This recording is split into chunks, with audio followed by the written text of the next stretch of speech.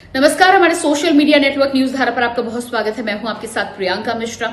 और संभल की चर्चित शाही जामा मस्जिद को लेकर एक बार फिर से इस तरह की रिपोर्ट सामने आ रही है कि इस जगह पर भी पहले मंदिर हुआ करता था। और एडवोकेट कमिश्नर रमेश राघव ने जो अपनी रिपोर्ट प्रस्तुत की है, इसमें कई सबूत और साक्ष्य पेश किए हैं। 45 पन्नों की इस रिपोर्ट के साथ 50 तस्वीरें भी संलग्न की गई हैं। साथ ही साथ सर्वे का जो वीडियो है उसे भी अटैच किया गया है।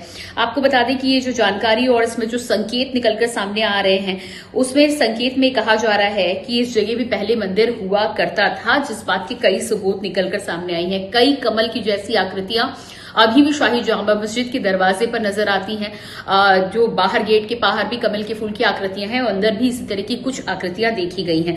इसके अलावा हालांकि उन्होंने साफ तौर पर कुछ भी इंटरव्यू देने से या फिर बताने से इनकार किया है, लेकिन इसके साथ ही साथ शिलालेख की अगर बात करें तो पुराने शिलालेख को मिटाकर यहां नया शिलालेख बनवाया गया, जिसमें उर्दू में कुछ लिखवाया गया है। इससे जाहिर है कि पुराने शिलालेख को मिटाया गया है। सबूत को मिटाने की कोशिश यहां पर पहले ही की जा चुकी है। मस्जिद के अंदर मुख्य कक्ष की बात करें तो मुख्य कक्ष में भी ऊपरी हिस्से को तोड़कर गुंबद बनाने का उल्लेख है।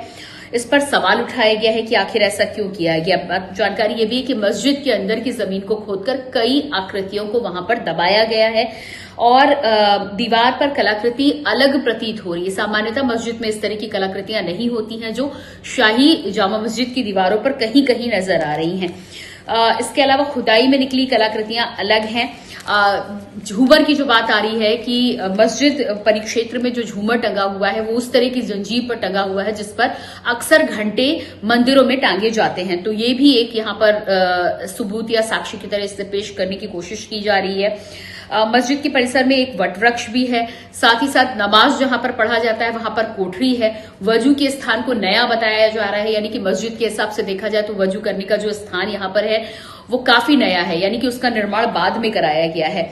नमाज पढ़ने वालों के लिए वजू की जो व्यवस्था है वो भी अलग प्रतीत होती है। कुछ अंदर रेलिंग में जाकर गेट लगाने पर सवाल खड़ा किया गया है। इस पर एएसआई ने भी मस्जिद कमेटी को कटघरे में खड़ा किया है, क्योंकि शाही जामा मस्जिद का जो परिक्षेत्र है वो एएसआई द्वारा संरक्षित है, यानी कि आर्कियोलॉजिकल डिपार्टमेंट के द्वारा इसे संरक्षित इमारत का दर्जा दिया गया था। यानी कि इसमें कुछ भी बदलाव या तोड़फोड़ करने से पहले एएसआई और सरकार की परमिशन लेना जरूरी होता है, लेकिन ऐसा यहां पर नहीं किया गया, जिसके चलते मस्जिद कमेटी को यहां पर एएसआई ने रिपोर्ट भेजी है, नोटिस भेजा है। अब इसका जवाब क्या आने वाले समय में निकल कर आता है ये आने वाला वक्त बताएगा। लेकिन कुल मिलाकर 24 नवंबर को हुए दंगे के बाद 29 नवंबर को एडवोकेट कमिश्नर ने कुछ दिनों का समय मांगा था, 10 दिन का समय, और उसके बाद 15 दिन का और समय मांगे जाने के बाद अब ये रिपोर्ट अदालत के सामने रख दी गई। अब देखना ये होगा कि देश में अलग अलग जगहों पर जिस तरह के फैसले सामने निकल कर आए हैं, जाहिर सी बात है कि इसमें भी दोनों पक्ष अपनी अपनी बात रखने की बात कर रहे हैं।